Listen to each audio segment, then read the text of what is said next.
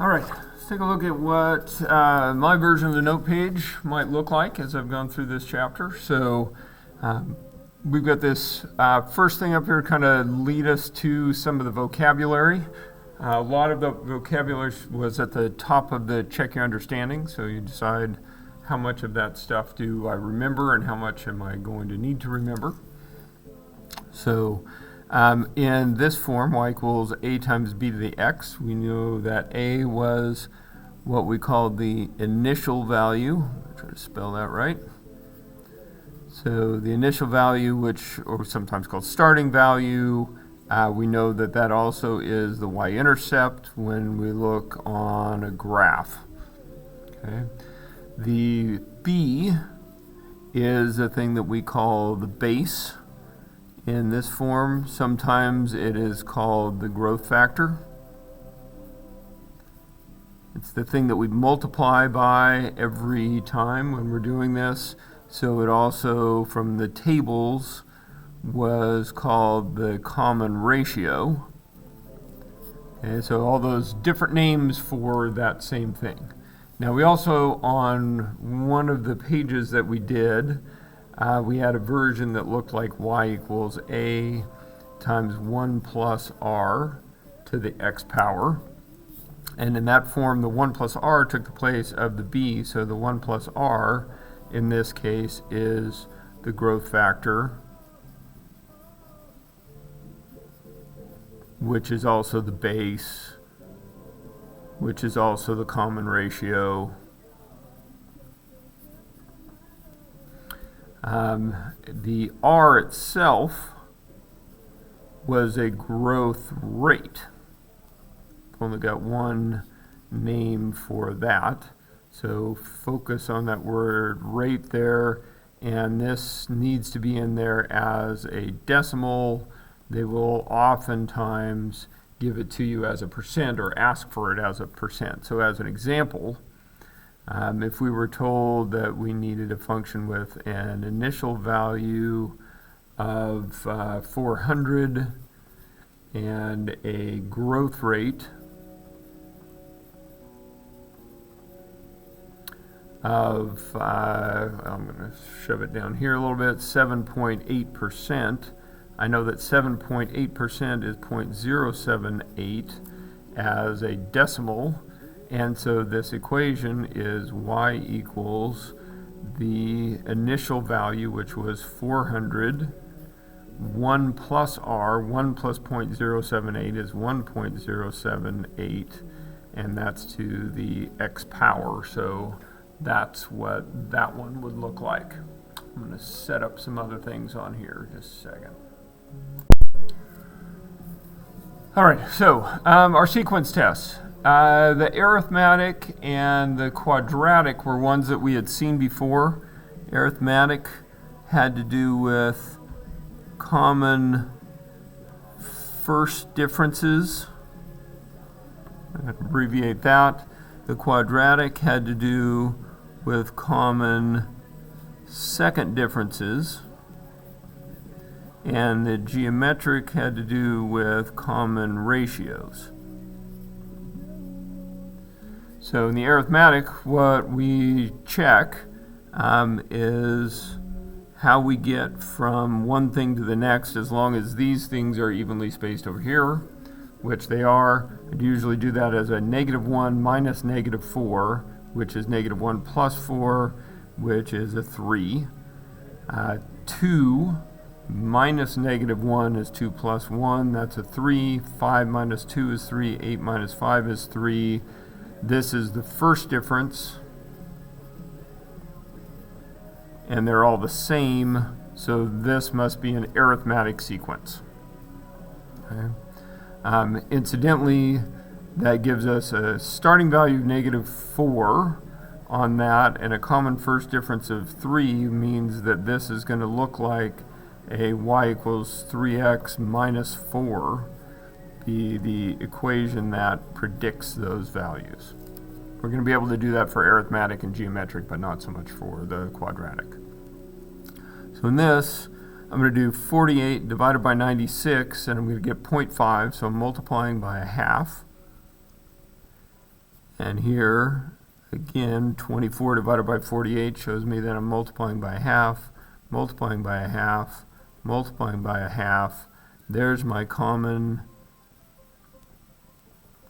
ratio that's happening in there, and I know that this ends up giving me a y equals the initial value, which goes with the 0, times the common ratio raised to the x power.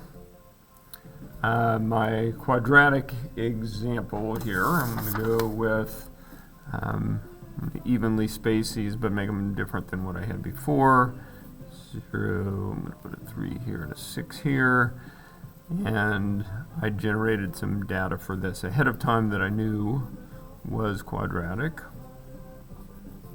So I check the 23 minus 21, that is negative 2, or sorry, positive 2. 21 minus 23 is negative 2. 15 minus 21 is a negative 6. And 5 minus 15 is negative 10. And if I go again on the subtractions here, negative 2 minus 2 is negative 4.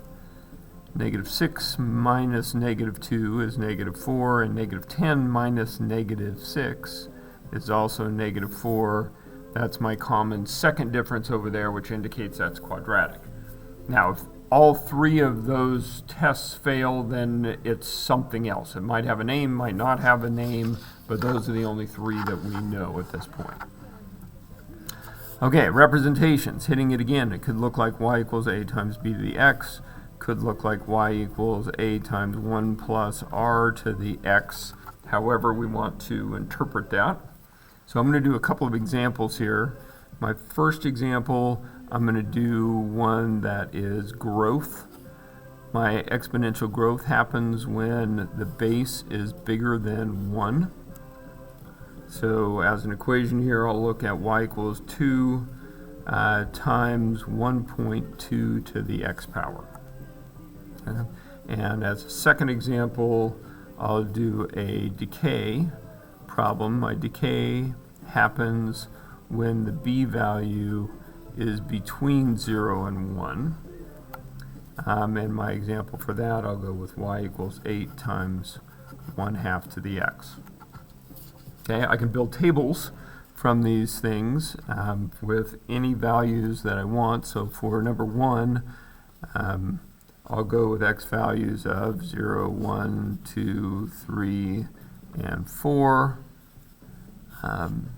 And if I plug these numbers into this equation, 2 times 1.2 to the 0, well, anything to the 0 power is 1, times 2 is 2.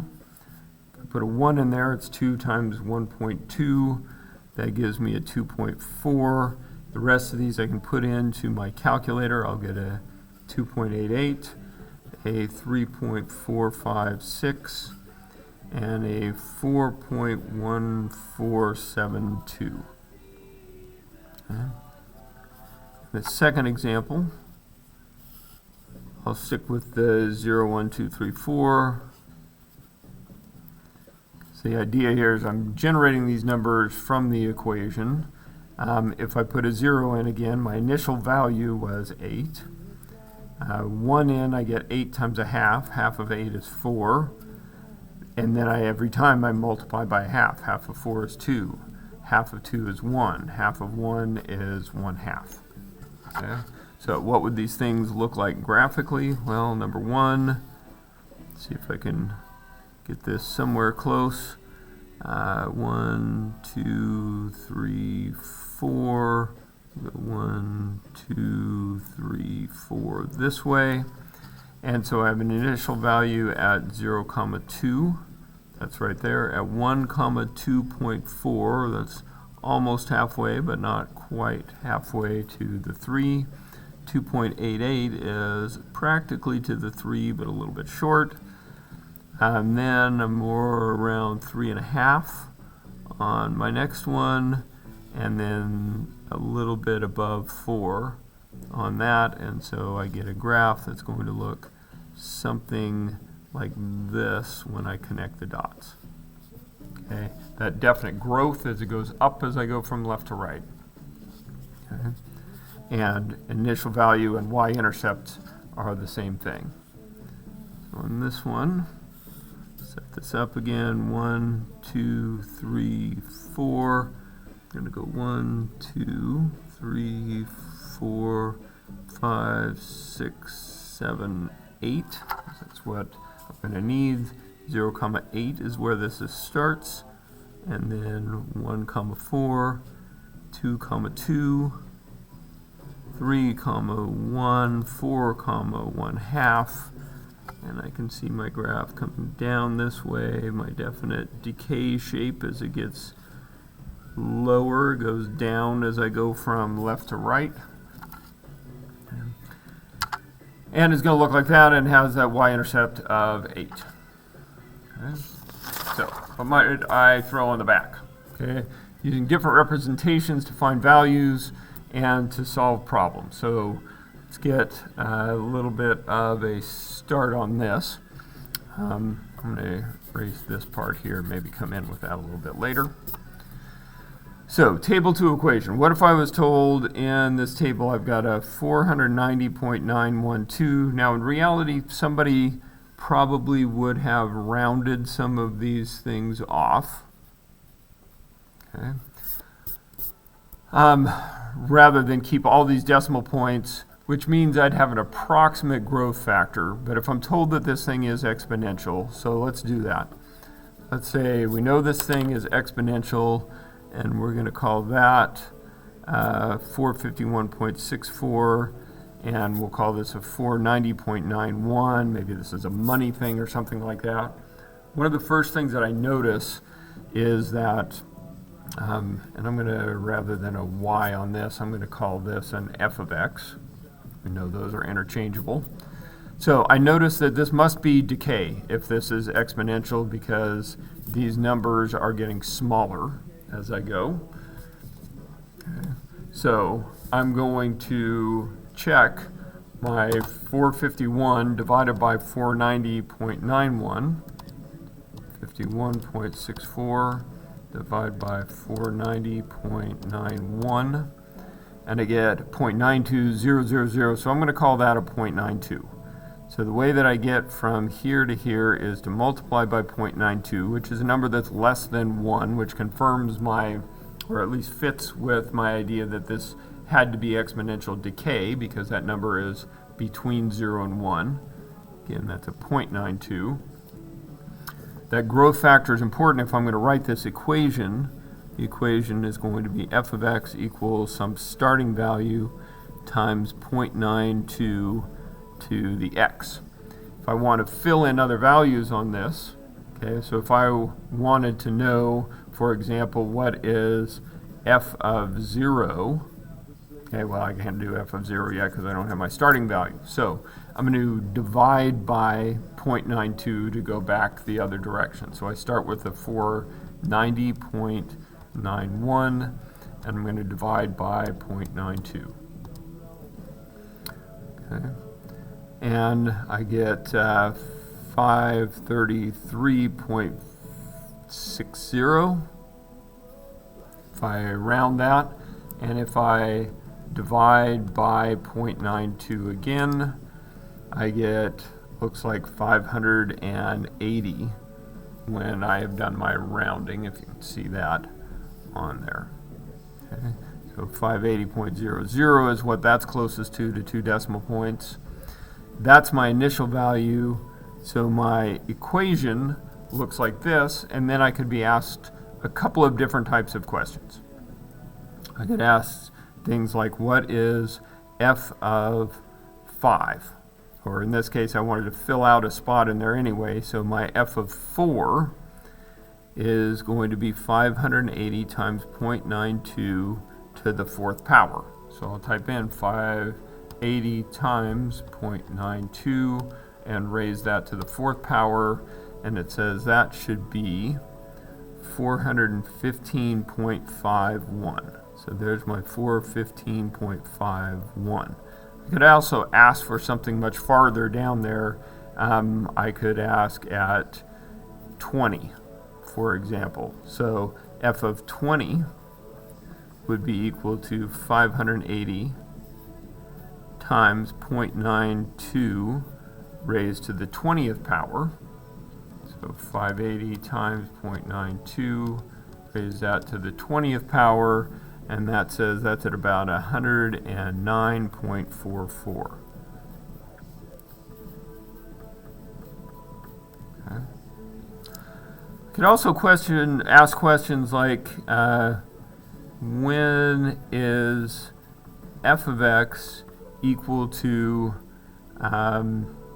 let's call it 475. Okay. Well, that's asking what input will give me an output of 475. Now, this table is not going to help me do that exactly, but I can tell that when x was 2, I was at 490. When x was 3, I was at 451. Okay.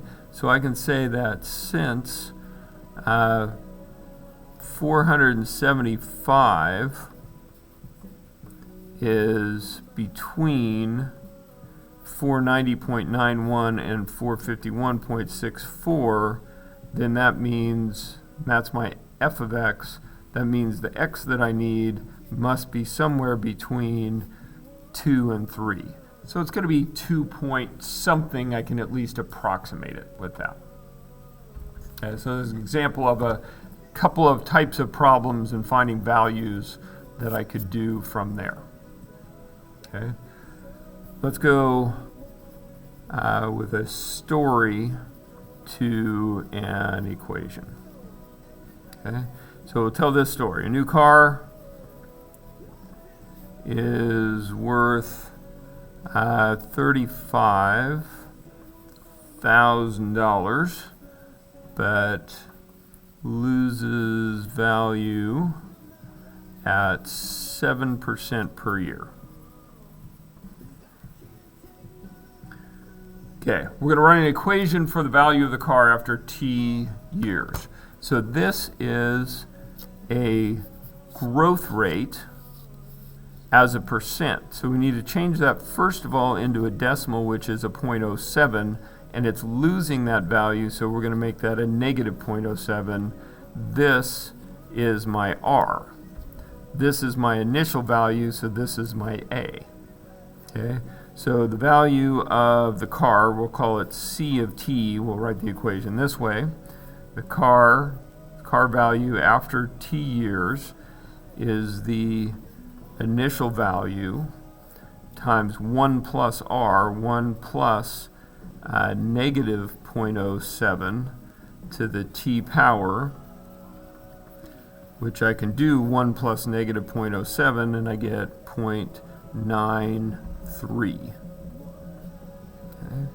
So that's how the 7% ends up being a number that I'm multiplying and giving me a base that is between 0 and 1, so that I get this decay in the value of the car. Okay, so what kind of questions could I ask? I could ask, what is the car worth after 10 years?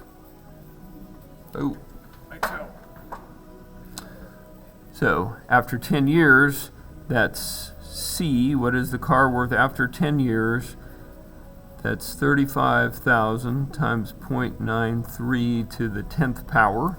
And I go to my calculator. 35,000 times 0.93 raised to the 10th power. It will be worth $16,939 approximately. We don't necessarily need to go to cents.